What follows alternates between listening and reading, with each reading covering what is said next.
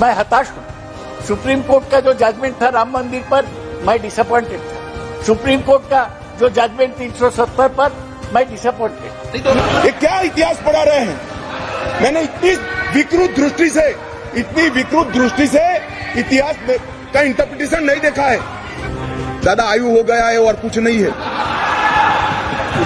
महोदय, मैं खुश हूँ कि मैं एक सामान्य सदस्य हूँ। मेरे बात पर इतने बड़ा मंत्री ने बार बार मुझे टोका। मैं इससे खुश हूँ। इससे मेरा मर्यादा गरिमा बढ़ गया है। दादा, आप जरा भी ऐसा इंटरप्रिटेशन मत करिए कि मैं आपको टोक रहा हूँ। मैं इस महान सदन में झूठ बोलने वाली व्यक्ति को टोक रहा हूँ। मान्यवर, इसी तरह से बात करनी है तो जिन्होंने भारत को तोड़ा वो मोहम्मद अली जिन्ना किस पार्टी के नेता थे? किस पार्टी के नेता थे?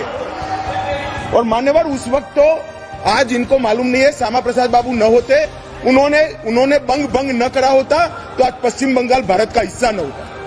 कांग्रेस की डिजाइन से तो पश्चिम बंगाल बांग्लादेश में चला गया होता, पाकिस्तान में चला गया होता। श्यामा प्रसाद बाबू थे जिन्होंने बंग करा, इसके कारण आज बचा हुआ बंगाल भारत। अमित शाह पहले से कह रहे हैं कि हमारे पार्टी का 3 स्लोगन था, राम मंदिर, कश्मीर में 370 बाद और यूनिफॉर्म सिविल कोड। एक राम मंदिर का ऑर्डर सुप्रीम कोर्ट से मिल गया, वो बन रहा है।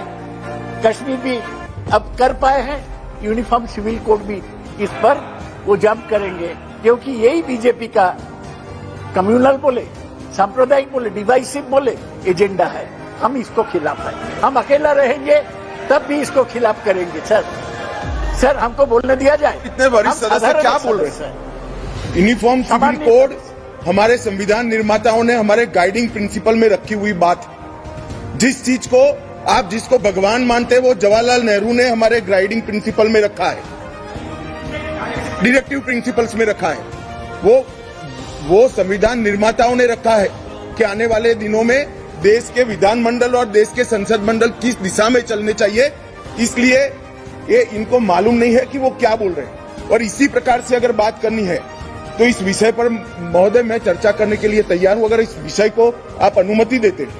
अगर इसी तरह से बात करनी है तो जिन्होंने भारत को तोड़ा वो मोहम्मद अली जिन्ना किस पार्टी के नेता थे? किस पार्टी के नेता थे?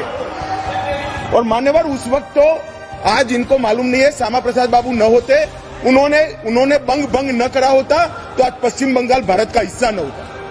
कांग्रेस की डिजाइन से तो पश्चिम बंगाल बांग्लादेश में चला गया होता, पाकिस्तान में चला गया होता। श्यामा प्रसाद बाबू थे जिन्होंने बंग करा, इसके कारण आज बचा हुआ बंगाल भारत का हिस्सा। ये क्या इतिहास पढ़ा रहे हैं?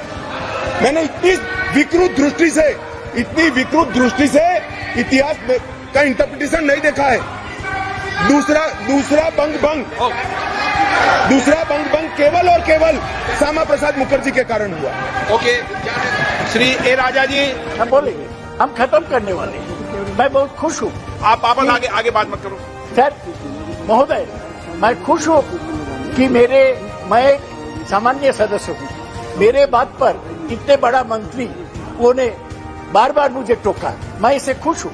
इससे मेरा मर्यादा गरिमा बढ़ गया है।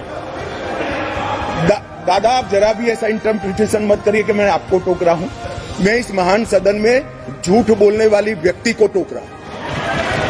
मान्यवर, 3 मुद्दों को इन्होंने कॉम्युनल कहा, राम मंदिर, धारा 370 को हटाना और यूनिफॉर्म सिविल कोड। एक सेकंड, कॉम्युनल कहा है दादा।